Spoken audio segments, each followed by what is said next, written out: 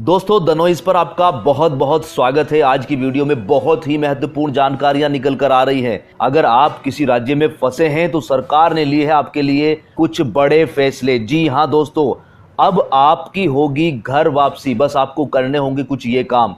और दोस्तों, अगर आप हैं एक कारोबारी, चाहे आप छोटे कारोबारी हैं चाहे आप बहुत बड़े कारोबारी हैं, तो आपको माननी होगी सरकार की ये शर्तें, वरना फंस सकते हो आप मुसीबत में। जी हाँ दोस्तों, अगर आपको है गुटखा खाने का शौक तो सावधान हो जाइएगा, हो सकती है जेल तक। जी हाँ दोस्तों, यहाँ पर एक साहब को गुटखा खाना पड़ गया महंगा।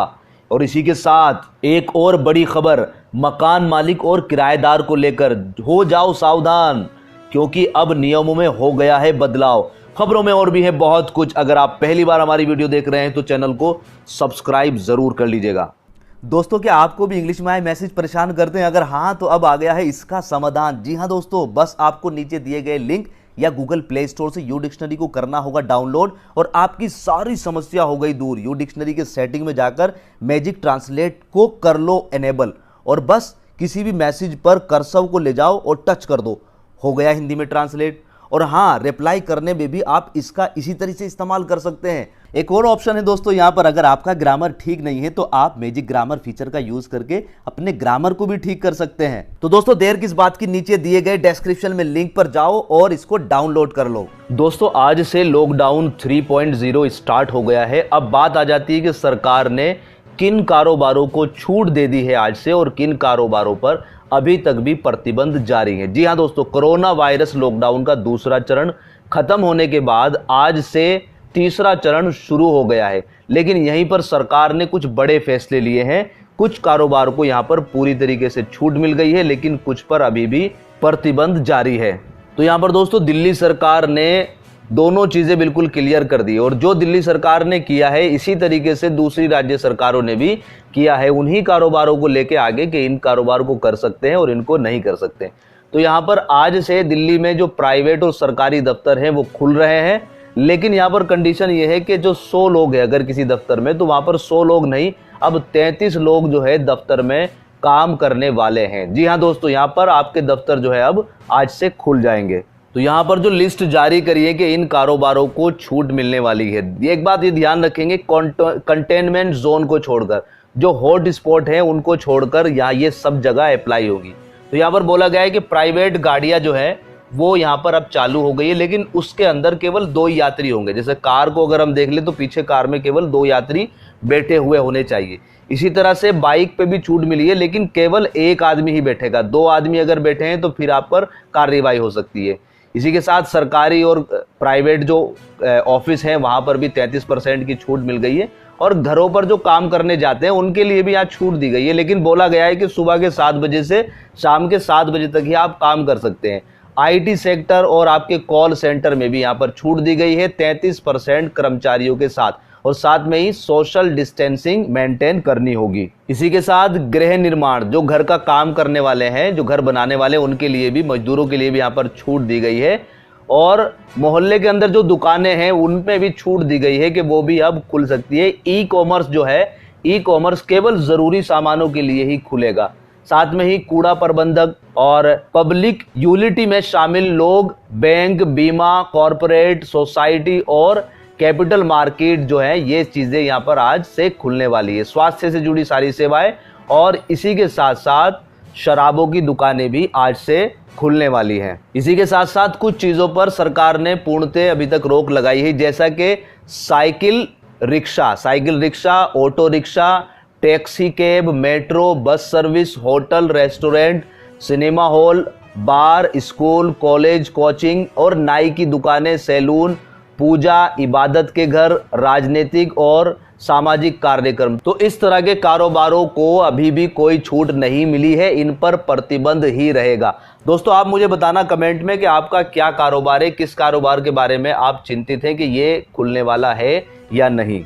यहीं पर दोस्तों एक चीज और समझनी होगी आपको, दूसरे राज्य, हो सकता है आप दिल्ली के ना हो, दूसरे राज्य के हो, तो वहां भी कुछ इसी तरीके से अप्लाई हो रहा है। हाँ, आपको मैं बता देता हूं कि हरियाणा में जो डिसीजन लिया गया है वो ये है कि अगर ग्रीन जोन के अंदर हैं तो वहाँ पर आपको बसों की सर्विस भी देखने को मिलेगी, लेकिन अगर आप ग्रीन जोन के अंदर नहीं है, ऑरेंज में है, तो वहाँ बसों की सर्विस देखने को नहीं मिलेगी आपको। दोस्तों इसी के साथ एक बड़ी खबर निकल कर आ रही है, जो स्पेशल ट्रेनें चलाई जा रही हैं मजदूरों के लिए, छात्रों के लिए और जो लोग फंसे हुए हैं उन लोगों के लिए, अब सरकार उनसे किराया ले रही है।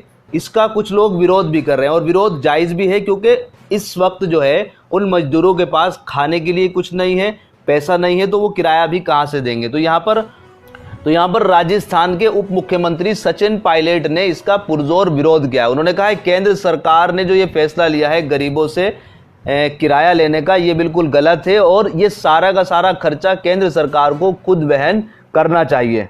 सचिन पायलट ने कहा है कि लॉकडाउन के दौरान उनकी कोई आमदनी नहीं है, ऐसे विपरीत हालात में उन्हें अपने अपने घरों तक पहुंचाने के लिए उनसे रेल किराया नहीं लिया जाना चाहिए, जिससे वे अतिरिक्त बोझ से बच सके। पायलट ने कहा है कि कोरोना महामारी के चलते श्रमिकों और मजदूरों को आर्थिक मदद देनी चाहिए। केंद्र सरकार को चाहिए कि उनके अपने अपने घरों तक पहुंचाने के लिए रेल किराया या तो भारतीय रेल या पीएमओ केयर फंड द्वारा वहन किया जाना चाहिए। गुजरात के सूरत से 20 श्रमिक स्पेशल ट्रेनें चलाने की पहल कर दी है। यहां पर आदेश पारित कर दिया गया है कि 20 ट्रेनें अब सूरत से चलेंगी। जी हां दोस्तों, यहां पर पहली ट्रेन जो चल रही है वो जा रही है उड़ीसा के लिए। यहां पर सूरत से पहली ट्रेन उड़ीसा के लिए रवाना हो रही है और इसी के साथ दोस्तों यहीं पर 20 ट्रेनों में कुछ ट्रेनें उत्तर प्रदेश और बिहार को भी मिलने वाली है। जी हां दोस्तों, बड़ी खबर निकल कर आ रही है कि गुजरात के सूरत से कुछ ट्रेनें उत्तर प्रदेश और बिहार के लिए भी चलने वाली है। पश्चिमी रेलवे मुख्यालय चर्च गेट के चीफ पैसेंजर ट्रैफिक मैनेजर ने मुंबई मंडल के मुख्यालय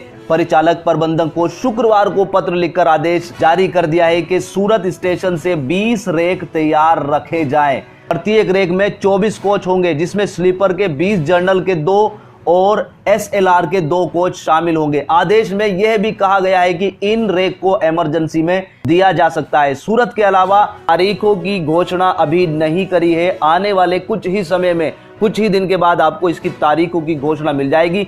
अगर आप गुजरात में हैं तो थोड़े से चौकन्ने हो जाइएगा, ऑनलाइन पर ध्यान दीजिएगा। जैसे ही घोषणा होगी हम भी यहां से आप लोगों को बताने की पूरी कोशिश करेंगे। सीपीटीएम द्वारा अहमदाबाद से भी 20 रेक तैयार करने के लिए कहा गया है, जबकि इंदौर से 5 रेक तैयार करने को कहा गया है। पश्चिमी रेलवे के 45 रेक इमरजेंसी के लिए तैयार रहेंगे। रेलवे श्रमिक स्पेशल इन ट्रेनों को चलाने के लिए तैयार रखे, क्योंकि कभी भी इन्हें चलाने का आदेश दिया जा।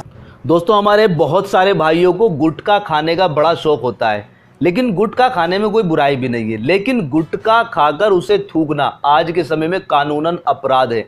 जी हाँ दोस्तों, बात कर रहे हैं यहाँ पर कि यूपी के गोरखपुर में सड़क पर चलते हुए एक आदमी ने गुटखा खाकर जैसे ही थूका, उस पर हो गई है एफआईआर। जी हाँ दोस्तों, यहाँ पर जानकारी के मुताबिक कोतवाली पुलिस शनिवार को रात में 9 बजे के करीब गश्त कर रही थी। इसी बीच पुलिसकर्मी ने सड़क पर देखा एक व्यक्ति गुटखा खाकर लगातार थूक रहा है बार बार, बस, और उन्होंने देखा कि उसने मास्क भी नहीं लगा रखा है, तो पुलिसकर्मियों ने उसको उठा लिया और प्रभारी निरीक्षक कोतवाली जयदीप वर्मा ने बताया कि उप निरीक्षक बिहारी सिंह यादव ने गुटखा खाकर सड़क पर थूकने वाले युवक के खिलाफ लॉकडाउन के उल्लंघन करने की कोशिश करी है और इन पर मुकदमा दर्ज कर लिया गया है।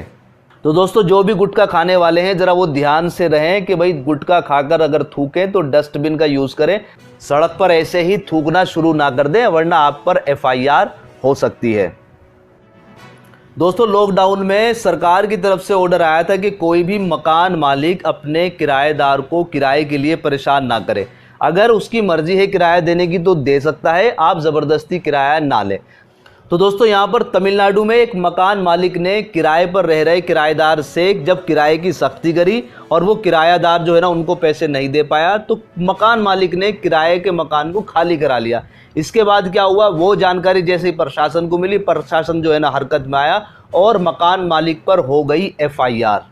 अब दोस्तों एफआईआर होने के बाद फिर क्या हुआ, मकान मालिक ने उन किराएदारों को कहा कि आप फिर दोबारा हमारे मकान में आकर रहो और जब तक भी लॉकडाउन चलेगा आपसे कोई भी किराया हम नहीं लेंगे।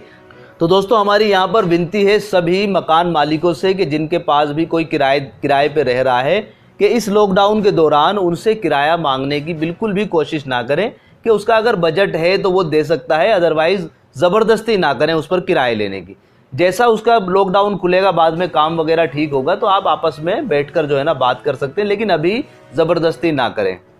तो दोस्तों आज की वीडियो में ये थी कुछ महत्वपूर्ण खबरें। उम्मीद करता हूं कि आपको वीडियो पसंद आई होगी। वीडियो पसंद आई तो लाइक शेयर ज़रूर कीजिएगा और अपना ख्याल रखिएगा। God bless you, thanks for watching, bye bye.